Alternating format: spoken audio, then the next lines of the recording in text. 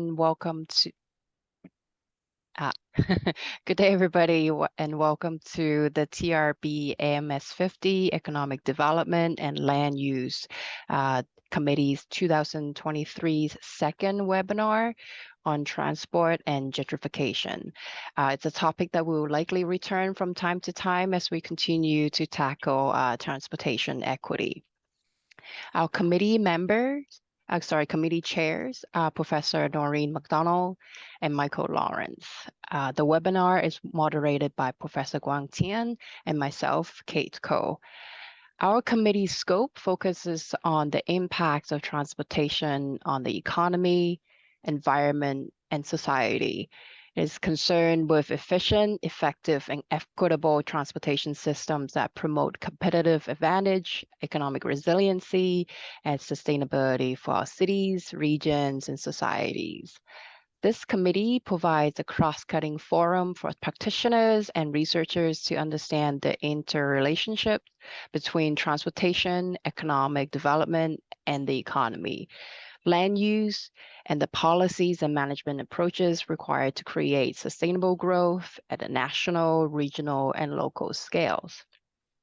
To join our future events and webinar, please go to mytrb.org, go to committees, click on becoming a friend of a committee, and find AMS 50 for economic development and land use. And then click on becoming a friend, and you start receiving email notifications about the committee activities, including this webinar series updates. For questions, on this webinar, let me go to the next slide here. There you go. For this presentation, if you have questions, please type in the chat section and we will recall your question at the appropriate time, or you can raise your hand virtually and we'll unmute you to ask the question yourself. As far as the last webinar at a glance go, we completed our two-part series on telecommuting in the pandemic era with speakers Dr. Xingyi Chen from University of Minnesota and Hannah Eunice from Rutgers University. You'll find our recording on YouTube, and you can search under AMS 50 TRB. So let's turn to our presentations today. Dr. Lin, feel free to pull up your presentation. Up first, Dr. Lin will be discussing the temporal changes of transit-induced gentrification, a 40-year experience in Tokyo, Japan. Dr. Lin is a professor in the Department of Geography of National Taiwan University. He received his Ph.D. from the Jiangtong University in Taiwan. His research interests involve transport geography, transport and land use interactions, and social issues of transportation. His current research focuses on transit and gentrification, route choices of scooter riders, and bicycle facilities planning and operations. For further details, please refer to the National Taiwan University's Transport and Society Lab. Dr. Lin? Yes. Turn to you. Yes, thank you, Dr. Cole, for your nice introduction. And may I share my Please do. PowerPoint? Let me stop sharing.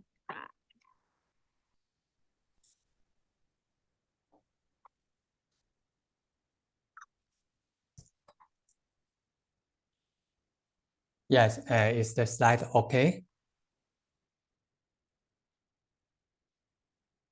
Okay.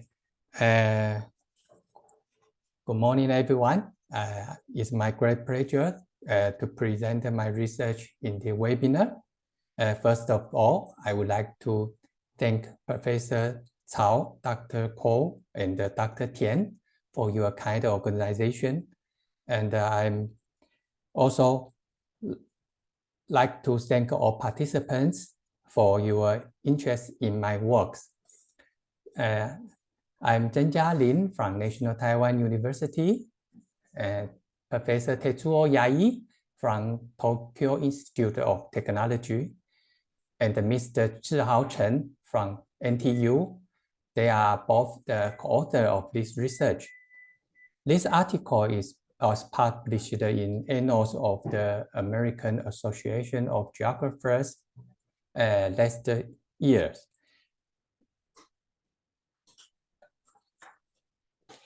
Today, I will briefly introduce what is gentrification and why transit systems are related to gentrification. Then I will describe the inverted U-curve theory and how the empirical evidence in Tokyo support or dissupport the theory. Finally, I will open for a discussion, and your comments and the questions will be more than welcome.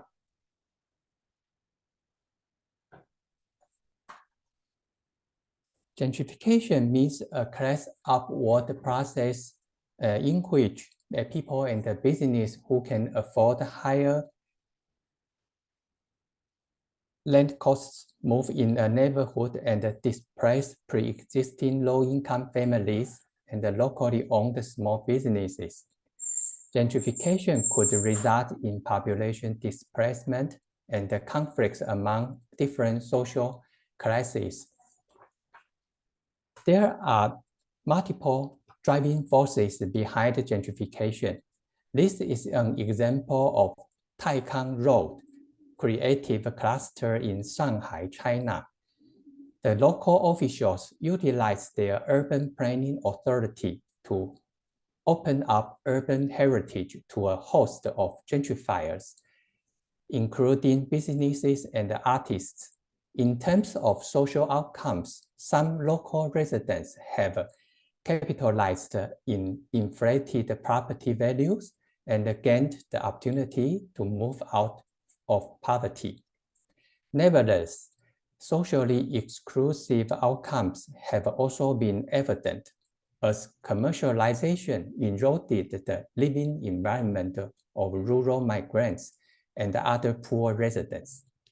The major driving forces in this case are governmental policies and commercial activities.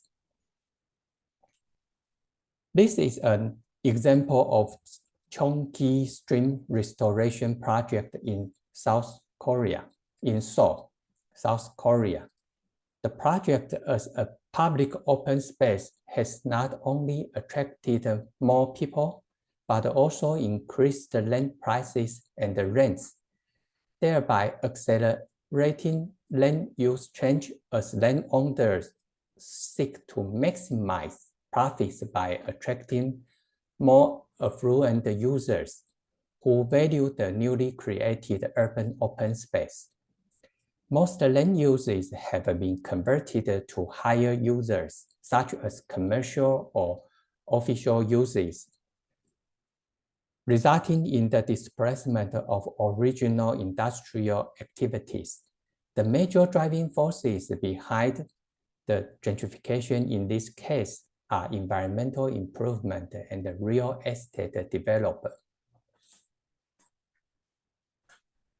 Among the driving forces behind gentrification, some of them are related to the influences of transit system.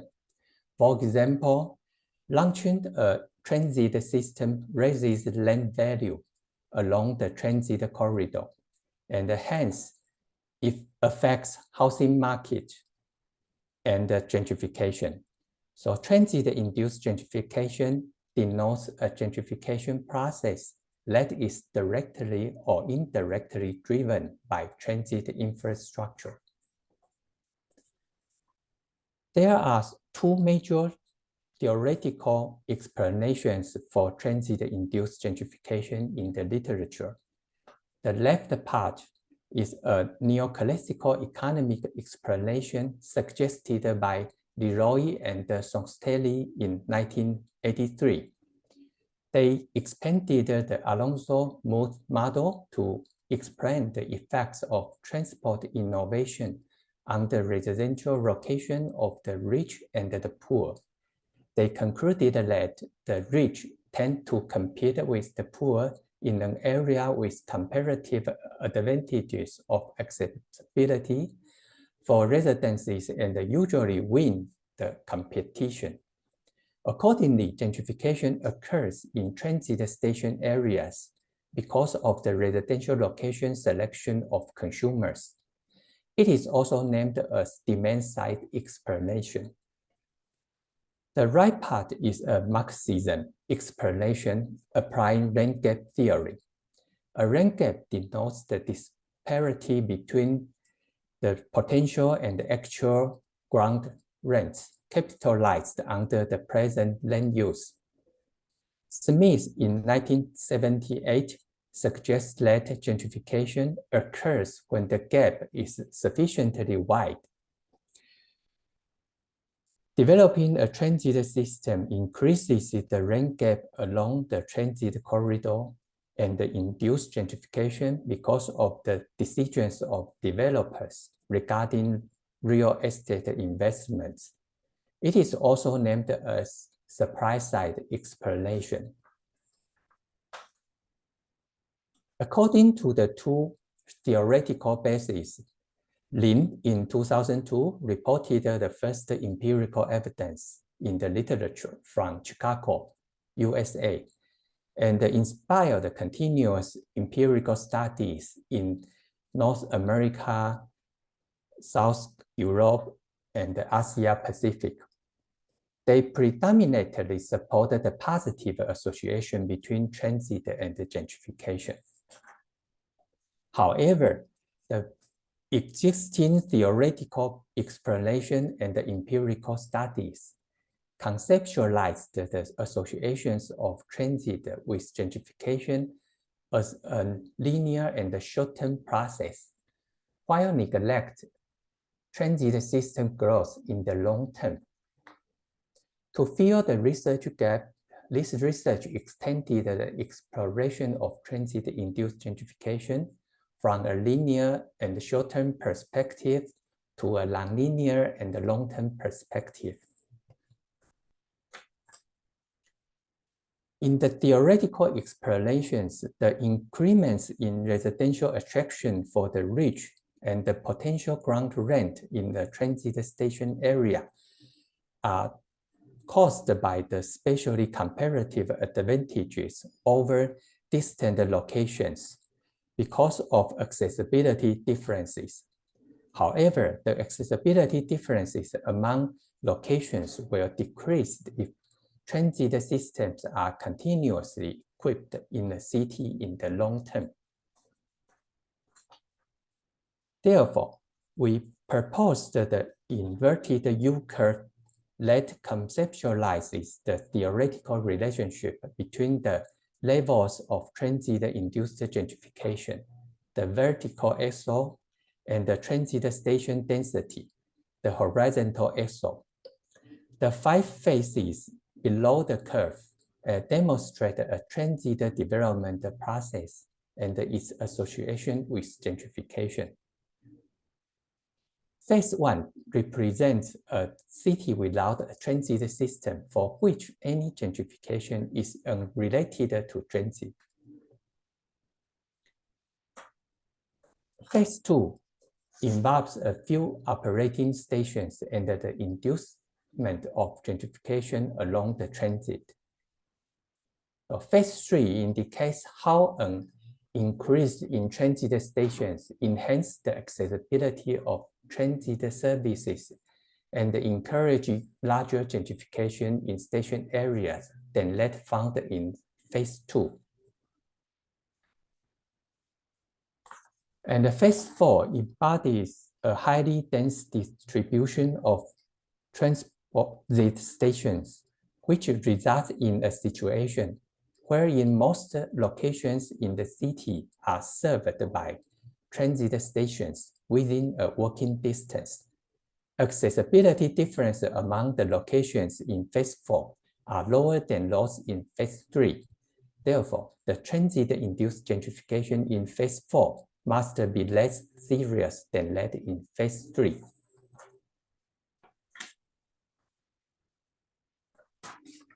Phase 5 suggests a city completely served by transit station within walking distance, for which any gentrification will be unrelated to transit.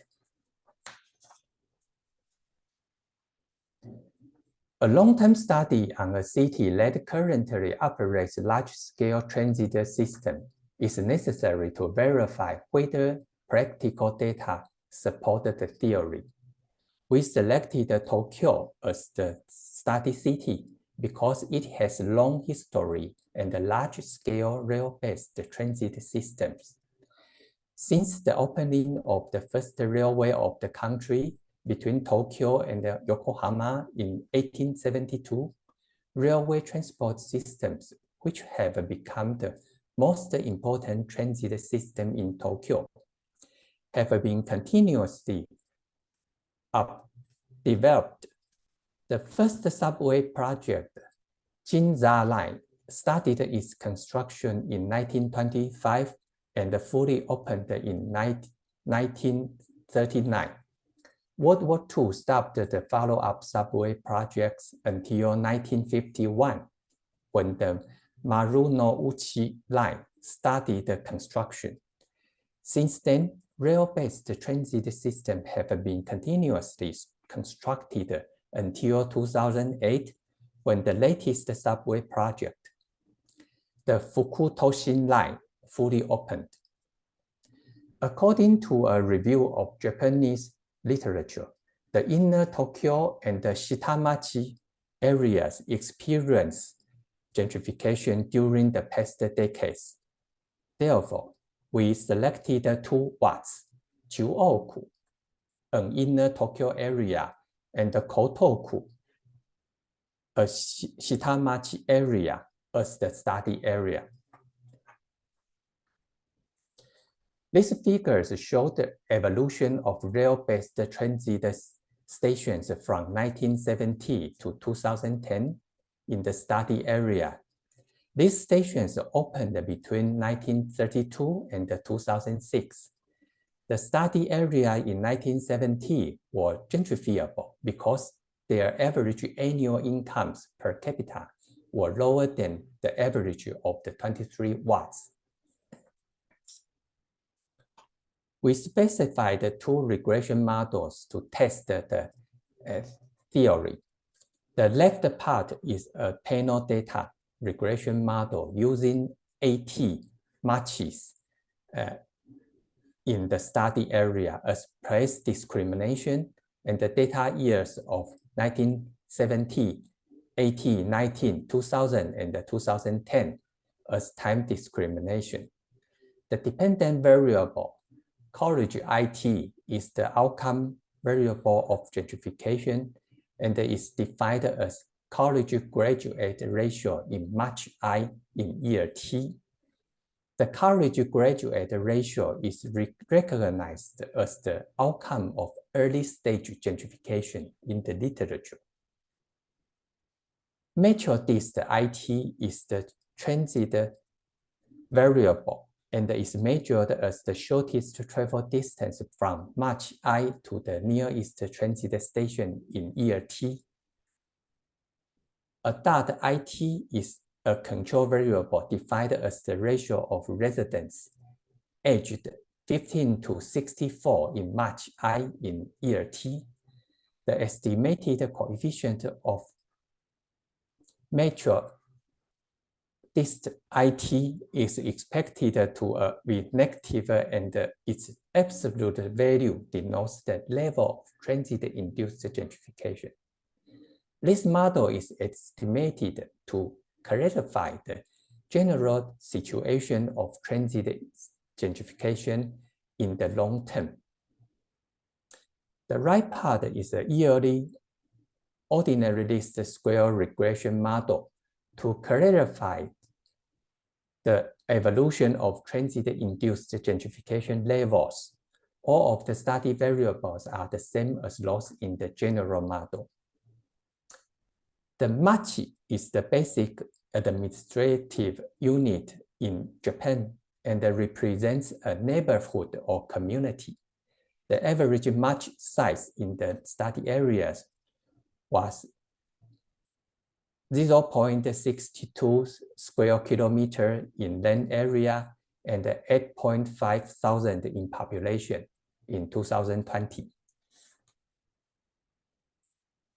The data of college IT and adult IT were obtained from the population census reports of the Statistical Bureau of Japan. The value of metro districts were measured using ArcGIS 10.4 and the digital maps of transit stations and the roadways from the databases of National Land Numerical Information. So this table lists the results of panel data regression for the full sample.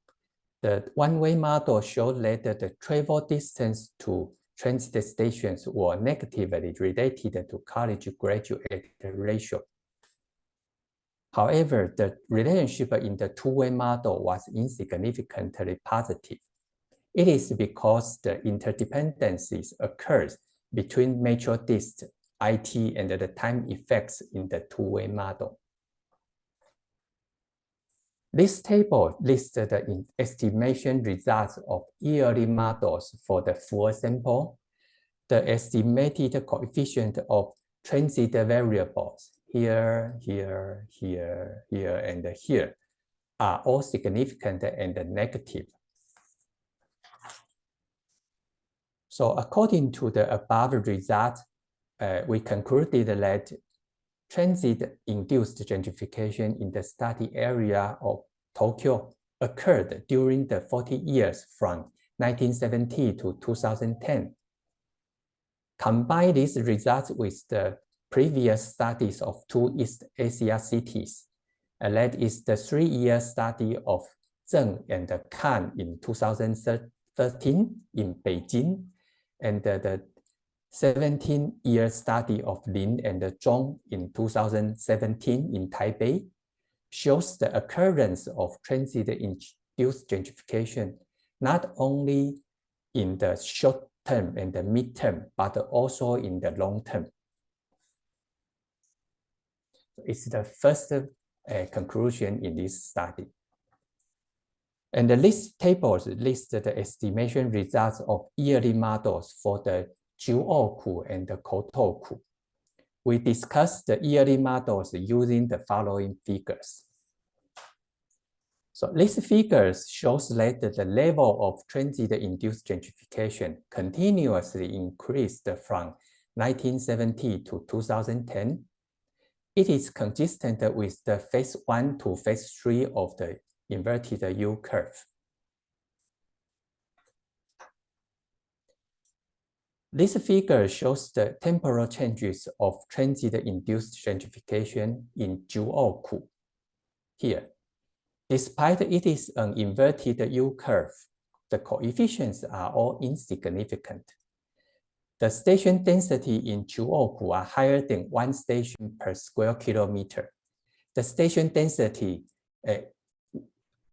are marked here, here, and here, thereby implying that Jiuoku has been in phase 5 before 1970. Therefore, the insignificant coefficient in the figure support the theoretical relationship in phase 5. That is, any gentrification should be unrelated to transit station. This figure shows the temporal changes of transit-induced gentrification in Kotoku, this area. This gentrification levels changes increased from 1970 to 1990, decreased after 1990, and increased again after 2000. Such changes support the inverted U curve until 2000. Why did the level of transit-induced gentrification increase again after 2000? We reviewed the Japanese literature authored by Fujitsuta, Lutzler, Takaki, and Yabe. We found that bursting of bubble economy, industrial offshore migration and the transformation, and the urban renaissance and the housing policies happened in Tokyo since the late 1990s, and resulted in population recovery and the new build gentrification consequently,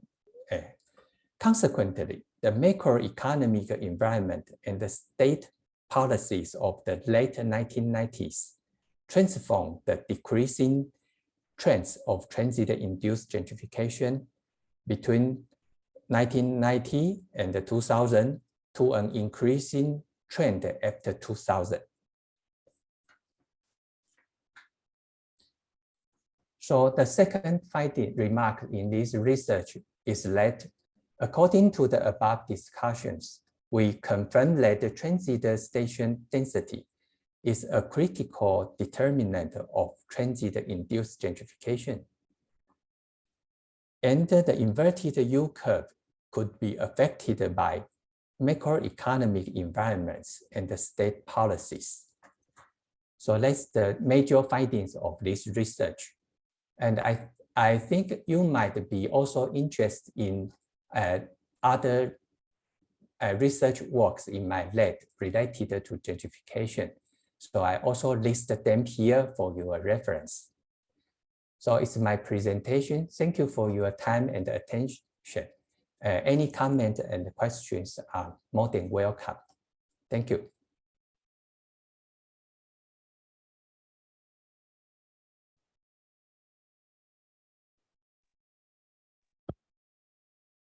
Now we are open up for questions. Anyone has questions to Dr. Lin? I have a question to start, Dr. Lin. So it seems like, you know, that U-curve, there is at some point, you know, the effect goes, you know, change the direction. Do you, you know, from your study, do you know what is that, you know, point, you know, when the density of the transit get to some point, the effect goes from positive to negative? Yes, thank you, Dr. Tian. That's a good question. In my observation for the Tokyo data, we found that maybe one station per square kilometer could be the key point between the positive change to negative to upward change to downward change. Okay. Because for this density, one station per kilometer, it means every place are within the 500-meter walking distance from to the transit stations. So 500 meters should be fine for everyone to walk from their original destination to transit station. However, I'm still test this hypothesis by data from different cities. Maybe in different cities they have a different culture or different habit for the walking distance. But right now, one station per kilometer, square kilometer is my hypothesis. Yeah, thank you. Yeah, I agree. I think, you know, that's for many cities in the world, that's very hard to get that high density of transit stations. Yeah, yeah. Yeah, well, we have an audience who have a question, and can you unmute yourself to ask? Yep. Hi, I'm Surabhi. I'm a new PhD student from Imperial College. My question is, so I had a quick glance at the paper, and it looks like the model measures the distance to the closest station. Is there an explicit use of density, like a measure of density, that I can refer to somewhere in the paper as well? Because it looks like the regression only takes into account the closest station. So yeah, that's my question. I don't know if I'm clear enough. Yes, thank you, Service. Thank you for Yes, your yes. Mhm. thank you for your question. I try to answer this question. I think that the travel distance, we measure travel distance as the real distance on roadway network, not a straight distance. It's a walking distance. Okay. Yeah. Okay. I'm not sure Right, so whether it's I over. recognized your question well. Yeah, so that answers one part, but then the second Yeah. part of my question is, so say it's a very dense neighborhood, is there some account taken of multiple stations? So say there's it's in a dense, so say it's in central Tokyo and there's 3 stations within 1 kilometer. Is there an accommodation made for all 3 stations, or is it still just the closest station that's recorded for the regression? Yeah. Yes. In my study, we study two wards. One is Juoku. Juoku is very dense area, and almost 2 stations per square kilometers. It's very dense. And the other area is Kotoku. Kotoku is a Shitamachi. Shitamachi is a kind of it's low distance, and they change the transit station density every year from 0.2 station per square kilometer to almost 1 station per square kilometers recently. So it changed a lot in the past 40 years. So we found that there the evolutions in Kotoku much more. They have a much more evolution in Kotoku. However, in Juoku, the coefficients are all insignificant because they already the gentrification, if it happened, it is already unrelated to transit system because their transit station density is already high. So yes, I'm not sure whether I understood your question. Maybe if you like, you can email me. I can give you sounds more. good. Yeah, sorry, Yeah, absolutely. English lesson Yeah, is no, not very good. no, that's perfect. Thank you so much. Thank you. Thank you. And anyone else have questions? Okay, so Hi, maybe Professor. Oh. I have a quick question.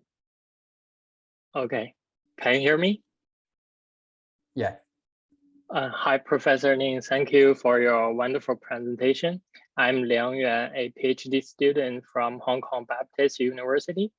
And my question is that given we have you have identified the gentrification process, what policy implications can you provide to the local authorities and policymakers, and did the local authorities carry out any measures to combat the process in the Japan context? Thank you. Yes, thank you, Liang Yuan, for your question. It's a very important question, and it's a big question. Yes, but however, I briefly answer you. I think there are two policy implications about the inverted yield curve.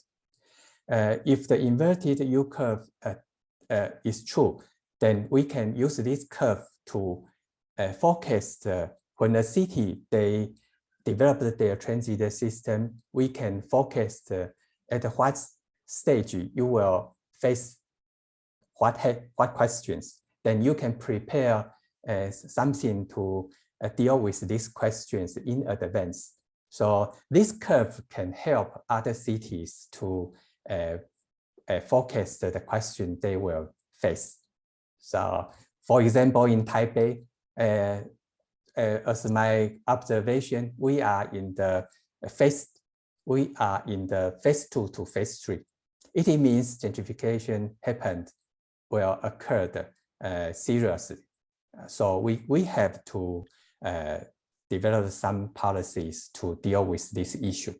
But in some other cities, if they already have a higher density of transit systems, then they could be, they may be not worry too much because their gentrification going down. Yeah, so it's the first. Second, I think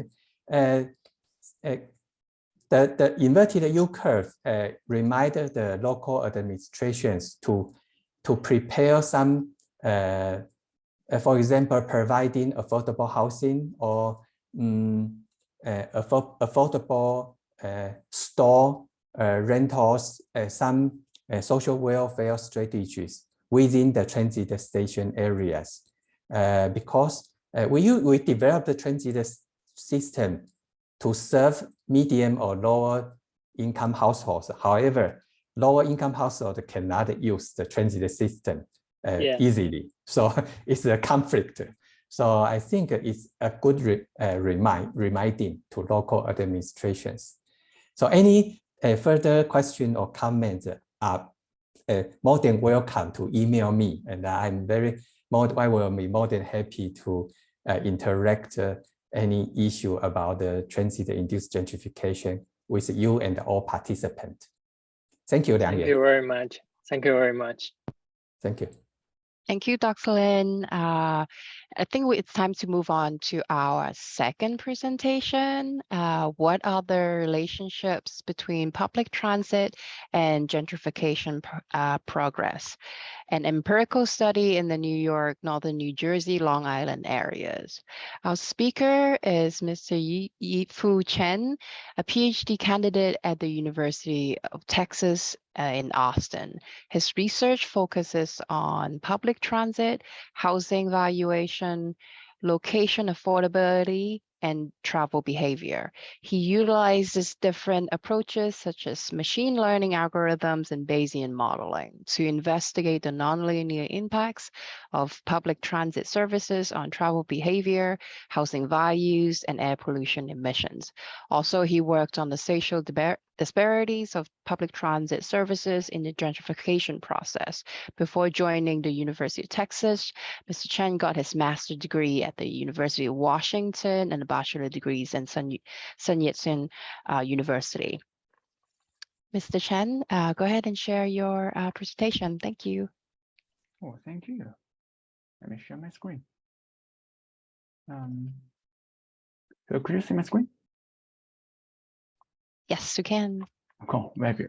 So hello everyone, I'm Yefu Chen, a PhD candidate at the University of Texas at Austin. I want to thank you, Dr. Cole and Professor Tian for this organization, and also I want to say thank you, Professor Lin, for the impressive lectures. And I have learned a lot in your presentation. And today, it is my honor to present our research about the gentrification and public transit. Today's presentation, there will include 6 sections. The first one, I will introduce some background and some research gap of our published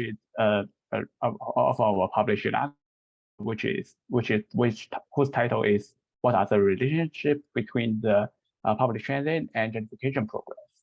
On the second part, I will quickly go through about the data and methods used in these studies, and also I will highlight the research framework. And the result sections will contain some key findings, and also definitely I'm not going to go through for the whole result, but I will point out some things we may want to take a look. And on the fourth part, I will discuss some policy implementation suggestions that can be generated from our results, and to talk about what we can learn from them. And this presentation will end with a short conclusion. And also, last but not least, I want to spend some time to talk about our 2 ongoing projects that also involving in the public transit and also the gentrification process. So first, let's start. And so during the recent decades, and what we have seen is that the transit-oriented development has become one of the most popular policy concepts in the transportation development. And based on this concept, the local transportation agencies have invested the public transportation services to improve the mobility and increase the accessibility. Also, although we have seen that this could be a really good way, but there could be some limitations. So also this raised a debate. So on the first hand, the TOD can reduce the greenhouse gas emissions and also can deal with the urban affordability issues by providing a compact development, convenience, and affordable travel choice. But on the other hand, it might lead to some gentrification and also what we can call that displacement. For instance, like the public transit facilities can make communities become more attractive. Residential properties within this neighborhood could be under high demand for the purchase and causing the increases in the property values. However, residents who cannot afford this rising living costs, they are forced to move out. And that is what we call for the transit TOD related gentrification. And to save the time, I will highlight some research gaps we found and plan to deal with in this study. Previous studies have noted that this debate, but there were some limitations in previous studies. So first, in the previous studies, related study areas mostly were at the city level, while few were from the regional levels. While according to the recent studies, especially for the studies by UC Berkeley team, saying that it would be better to quantify the gentrification progress based on the regional level cases. For example, like the metropolitan level. The second, previous studies used mostly the binary categorized to measure the gentrification progress, while we can see that gentrification, as Professor Lee mentioned, the gentrification should be kind of complicated. And so recent studies prefer to use the multi-level measurement. But we also observed that these studies somehow stopped at exploring the relationship between the public and gentrification from the low income to the medium high income, while few further dynamically explore the impacts on it from the median high income to the high income, and which is called the super gentrification. And also third, it is worth noting that introducing the other criteria instead of owning the socioeconomic factors, that could be better to represent the whole gentrification progress. And also this is from a recent, it's a published article. And not only the limitations in measuring the gentrifications, we also find some limitations in measuring public transit. And what we note is previous studies use the accessibilities and to the public transit services, such as the number of the facilities and roads. And it would be better for us to think about if we can use the demand as supply concept and consider about whether to think about instead of the transit accessibility, but to think the public transit using the level of public transit services, combine the demand and supply. And there are the research gaps are going to deal with in this study. And so hence, in terms of the dilemmas and also the research gap, we want to advance knowledge on the relationship between the public transit and gentrifications in different subcategories in these studies. And there were two research questions I was noting in this study. The first one is, what are the relationships between the public transit and gentrifications from the macro level perspective, which is the metropolitan level? And the second is, what are the changes in this relationship during the gentrification progress? To answer both questions, we introduced the transit desert concept and also a dynamic gentrification subcategories from previous studies. And we chose the New York, North New Jersey, Long Island region as our study area. And yeah, so as I mentioned, the study area is the New York, North New Jersey, and Long Island. And overall, there were more than around 80 million people in these regions. with higher median household income than the nationwide status. And in the right tables, that is the table descriptions, we build the final data collections based on the 4 data sources: the American Community Survey, which is ACS in short, the General Transit Feed Specification, which is the GTFS in short, and OpenStreetMap, and also the US Geological Survey. We collected related data at the census tract level and dropped those tracts whose population is less than 500. And the final data connections contains around 4,000 census tracts. And also in these tables, we describe the factors to measure the gentrification, which is our outcome variables from 2 domains, the social economics and also the demographic, and also the housing. We capture all these variables from the American Community Survey in 2010 and 2018. In addition, this table presents the 5 criteria for measuring the transit supply and for the transit demand. And in these studies, the independent variable was the transit desert index, which is the difference between the transit supply and transit demand. Well, since we know that gentrification is kind of complicated, and but in the previous studies, most previous researchers used the income, renting rate, rates, public transit, and also some housing values they think this kind of factors as the sufficient criteria to measure the gentrification progress. And referencing a published project, we considered 8 subcategories for the gentrification progress within 3 income categories. One subcategory of the very low income group, 3 subcategories for the low income group, and 4 subcategories of the moderate high income groups. I'm not going to detailedly introduce the typologies of our settings for the gentrification progress, but we can, if you do have any questions, we can go back to that slides later. And here is how we measure the transit, the public transit. We use the transit desert concept to measure the public transit services. The transit desert concept is based on the supply and demand concept, and the transit desert index is the gap between the transit supply and demand. We note that there were various measurements in the transit supply and demand, and also in these studies, we measure the transit desert as follows. So first, we define the transit demand as the residents who need public transit to travel, which represent in equation 1. And the transit demand is the scored transit dependent adults, which is the equation 2. And additionally, we define the transit supply as the ability to move riders using 5 categories, as we mentioned in the previous slide. And then the scored sum of the scored criteria density represents the comprehensive measurement of the transit supply. And the transit desert, which is the key factors of these studies, is defined as the gap between the transit supply and demand.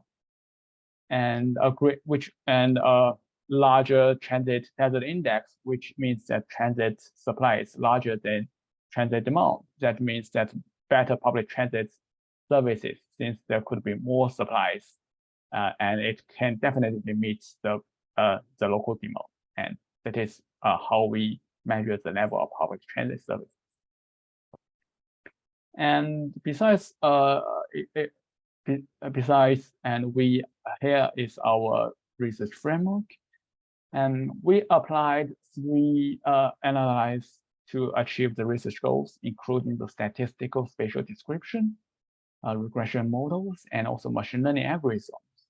And through this analysis, the result can present a comprehensive and also we think that could be robust science of this relationship. And so first, we observe the rate of the census tract defined as the transit desert, which is the transit desert index is lower than 0. And based on the result, the rate of the census tract defined as the transit desert as a category of gentrification can be calculated. And also the result can present general ideas about the location of the transit desert, location of the gentrification categories, and also the relationship between them spatially. Second, regression models are applied to further identify the relationship, and results can contribute to the statistical understanding's impact of the public transit on the gentrification progress. And also, we note that the advantage of machine learning algorithms, and we chose the X gradient boosting decision trees classifier in these studies. It has hierarchical proven the potentials by splitting the data set in separate branches and maximum the information gain of each split. And the branching structures also allow the regression trees to naturally learn the relationship without a strict preassumptions, which are we think the most advantages for the machine learning. And at last we adopted a package called the SHAPE, SHAP method to interpret the results. And here are our results. So we first examined the distributions of census tract in different gentrification subcategories in total and transit desert only.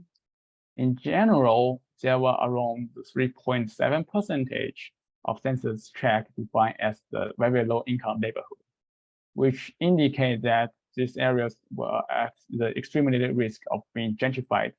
Also, there were around 1/3 of the census tract in the study area were defined as the low income neighborhood, and around 90.6% were at the high risk of the gentrified and ongoing gentrification, which represents the LII, which is low income at risk, and also the low income ongoing. In addition, focusing on the moderate high income neighborhood, we find that there were around 12.2% were at the risk or ongoing exclusion, representing the risk and ongoing super gentrification process. And moreover, the distributions of the subcategories in the low income and moderate high income was similar. And in these studies, around 60% of the neighborhood were defined as the stable, and more than around 80% were at the risk of the gentrification. And there could be some things we want to highlight. And we found that this was a high rate of the low income at risk neighborhood and a low rate of the low income stable neighborhood in the transit desert than in the general situation. That's the first. And also in addition, focusing on the moderate high income category, the rate of the transit desert in the same is the same in the moderate high at risk and moderate high exclusion subcategories. It indicates that improving the transit services may not be that significant in promoting the super gentrification process, which is definitely consistent with our assumption. And here are the distributions of, here are the spatial analysis about the distributions of the transit desert and also the gentrification progress. So first, what the distributions of the economic and also the income situations could present kind of like the geological characteristics. They could be regarded as some concentric circles, with Manhattan as the core area gathering of the moderate high income groups. Staten Island, the Bronx, Brooklyn, Queens, Newark, and other areas were at the second ring that's the low income group gathered. The third rings was where the moderate high income gathered, included the Nassau counties, Suffolk, and the Fairfield counties. And there were in these areas, there were some very low income groups located in the Middlesex counties. And given this and also given the distribution of the gentrification status, we find that most of the tracts risk of the gentrification or ongoing gentrifications are concentrated in the New York City, and some surrounding areas were ongoing gentrification progress, which might be, we think that could be kind of like the ripple effect. And last but definitely not its least. Given the situations of the transit desert situations, what we find is that North New York City and surrounding areas of the studies, they should be considered since we identified the transit desert here. And after do some descriptive models, we are processing to the statistical models. So in the first models, we investigated the impacts of the public transit factors on the general economic groups. And the coefficient of transit supply is significantly positive when comparing the very low income and moderate high income neighborhoods. And also at the same time, the impacts of the transit demand are significantly negative, indicating that the demand for the public transit services in the very low income neighborhood is likely higher than the low income and also the moderate high income neighborhoods. In addition, the relationship between the gentrification categories and also the transit desert index is worth noting. And based on the result, areas with a good public transit, with what we say, the good level of public transit services, can be more likely defined as a relatively high income neighborhood. And then we go through details of our subcategories and choosing the very low income neighborhood as the baseline and present the result in this slide. And I'm not going to due to time issues, I cannot detailedly cover all the number presented here, but I just want to have a sum up. And the subcategorized results are consistent with our previous slides, highlighting that the public transit in the neighborhood defined as the advanced gentrification progress can be better than those defined as the very low income neighborhood. Also, since we note that the changes in the coefficient, the result mentions that the impacts of the public transit on the gentrification progress should not be nonlinear and also should be kind of dynamic. That is, two findings are generated from this table. And furthermore, we applied machine learning models, trying to see what are the relationship between the public transit and gentrification. In general, this result indicates that the importance of the transit demand in explaining the gentrification in both the categorized and also subcategorized is higher than the transit supply. Also, a large number of the transit demand has a high and positive impact on determining the neighborhood as a very low income neighborhood. And while a large number of the transit supply has a high but negative impact, situations in the moderate high income and low income are different. More transit demand can be related to less likely as the moderate high income or low income, while more transit supply could contribute to more possibility. And if we go to the B figures, we can see the result. We claim the large number of the transit desert index has high and positive impacts on determining the neighborhood as a very low income but negative impacts on the moderate high income neighborhood. However, the impacts of the median numbers of the indexes can be various, and since the trends are unclear. And also the figures C and D indicate that similar to this result, the importance of the transit supply is globally lower than the demand, but in some cases, the contributions of the transit supply could be larger than the transit demand, which happens in the moderate high income advanced and also the low moderate high income advanced, low income ongoing, and also the moderate high income stable. And based on this result, there could be a quick summary saying that the gentrification progress and also the relationship between the public transit and also the gentrification progress is still kind of complicated, even if we are going to use advanced technologies to identify their relationship.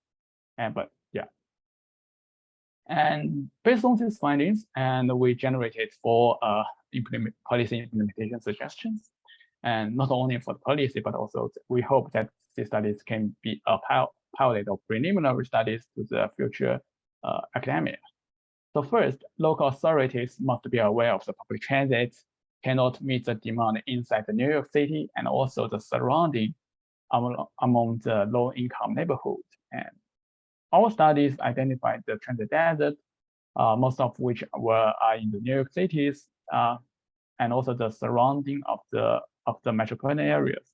And also the rate of the economic disadvantaged neighborhood in the transit desert is higher than the others. So hence, we call the local authorities to invest in public transit in those neighborhoods, but they definitely need to be careful about the potential TOD-related gentrification process. So, and they have to think about some financial support in this neighborhood. Second, we claim that the issues of the transit demand is more important than the issues of transit supply. In these studies, results prove that the importance of the public transit demand is higher than the transit supply in explaining the gentrification progress, representing that the gentrification status of the neighborhood correlated with the transit-dependent population, and also there were differences between the result of the regression models and the machine learning algorithms. And it is worth noting that both results highlight the general importance of the transit demand in explaining the gentrification progress.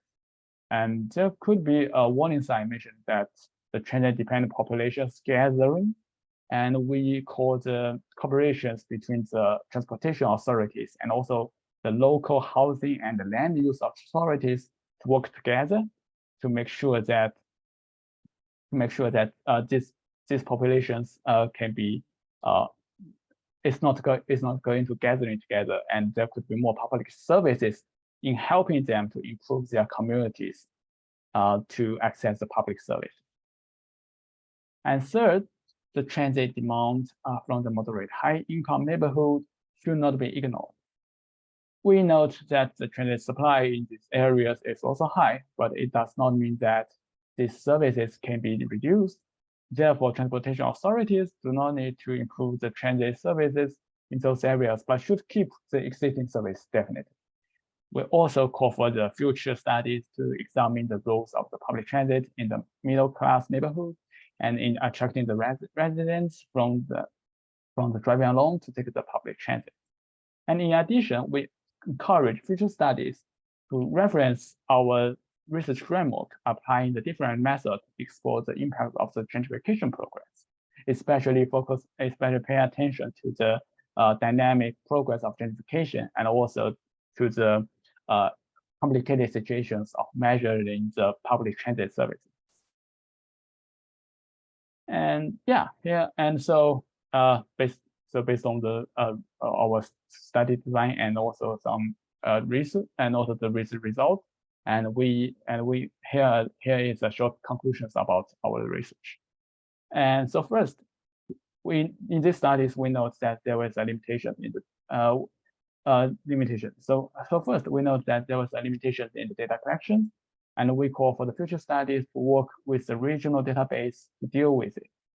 These studies due to the cross-boundary situations, we only consider the OpenStreetMap, while there are some arguments saying that OpenStreetMap data quality is not that good. So we encourage future studies to consider the GIS data from the local government. And second, it would be better to introduce the other confounding variables in the regression models. Since this study, we only choose the transit desert factors as the independent variables without further settings about the controlling variables and others. So we call future study to think about that. And also we applied two approaches to investigate the impact of public transit, and we developed we developed functions to find the best fit models of the X gradient percentage in G classifier. But we did not further compare of the performance with other machine learning algorithms, and that could be a key limitations. For future studies, it would be better to think about some random forest and some reinforcement learning, which is kind of an emerging technology right now, to to find the best fit model. Yeah, and yeah, here's the conclusion. And in these studies, explore the relationship between the gentrification and public transit services from a dynamic and regional perspective based on the data in the New York, Northern New Jersey, and Long Island areas.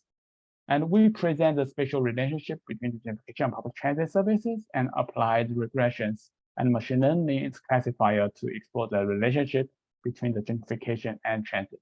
And result identifies their relationship and also prove that the complexities of the transit in the gentrification progress.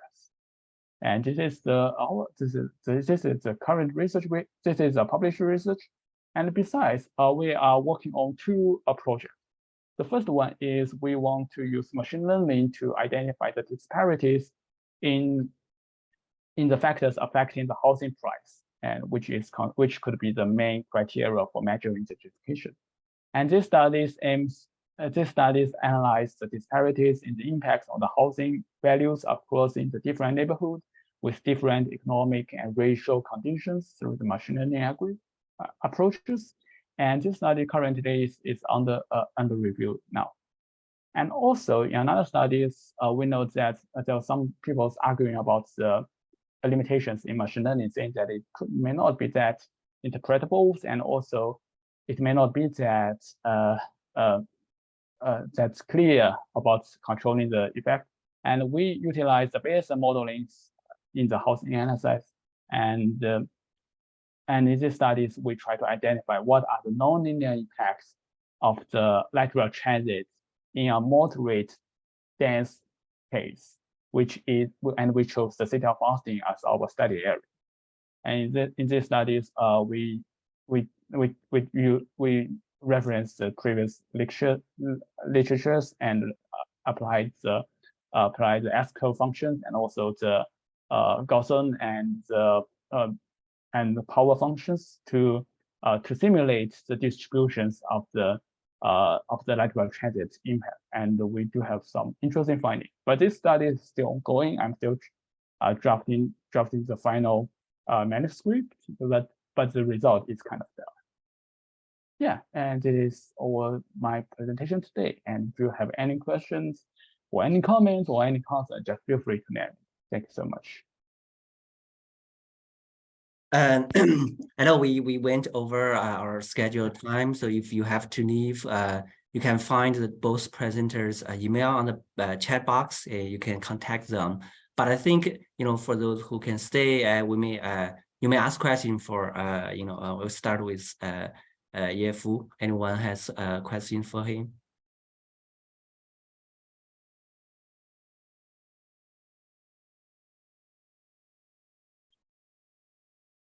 Yeah, hi. Can I ask a question? Yeah, go ahead. Definitely. Terrific.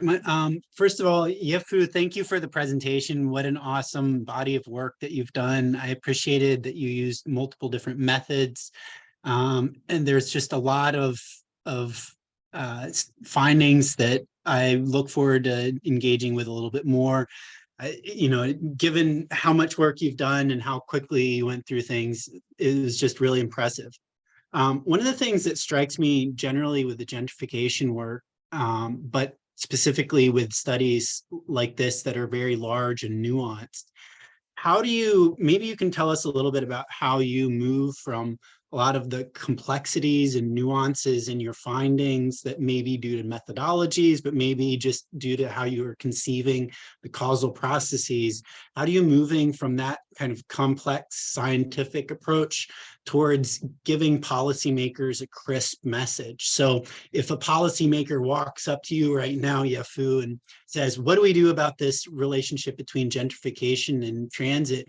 Like, how do you move from, maybe you can tell us a little bit about how you move from your research and the findings that you have in your research towards developing some kind of recommendations towards policy. Thank you very much. Yeah, thank you. The sweet is a really nice comment. Frankly, it's a kind of complicated, and we think about and in our group we talk about our results for a long time. And what we think is, currently we are interested in applying not only like the traditional models, but also we want to apply for different, like the machine learning and also the some advanced technologies in forecasting, and not only forecasting, but also to explore what are the impacts of the building environment and public transit on the housing values and also some other gentrification factors. So at this stage, I will say that based on our studies, we will say in the future, if the policymakers come to our office and say that what we can do, and we will say that, for example, if we want to put lightable transit stations here, well, and based on the current local situations, what will be the increases in the housing values, and what will be the increases in the transportation, in the public transportation services, and then we can talk about what are the benefits if we want to put the public transit here, and what are the costs or what are the negative impacts, like the housing price increases in doing that. So combine the benefit and also the cost, we can think about if we can find better ways to relocate to rethink about our public transit allocation plan, develop plans in the future. Well, I will say our studies can have some, definitely can have some benefits to the future's urban affordability things through the transportation planning development. That is my answer. Well, there's your questions. Thank you. Anyone else have a question? Just feel free to ask. Okay, thank you both. We went over our scheduled time, so let's just wrap up. This webinar is recorded, so we'll upload to YouTube channel. You can find our the channel from the committee website, and you know, there are previous webinars, so you can go to look at that. And then our next webinar is coming in June. The topic is about the